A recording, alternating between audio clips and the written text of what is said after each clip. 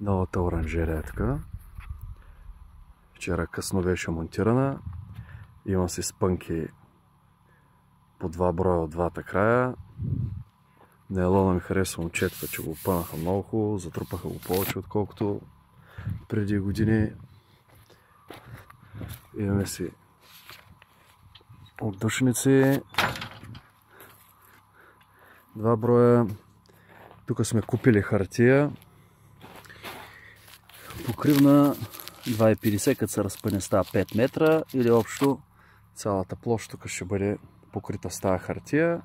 Скъпичко е малко, реално за 2 оранжерии хартията ще излезе някъде около 650 лева, като ще остане, нали, едни 20 метра, примерно, за някъде други да му се ползват.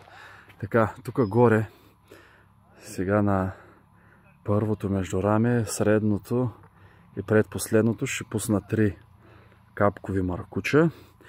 Така, вътре двете оранжерии започваме да ги поливаме с оросителна система. Нали, не става на ръка вече, просто нямаме възможност, нямаме време, нали, да го правим това нещо.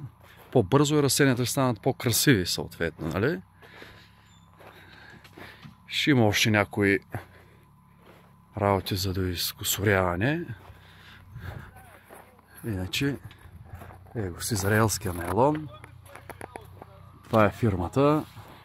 Не, че правим реклама, обаче момчетата просто работят перфектно. Както може да видите сами. До нови срещи, приятели!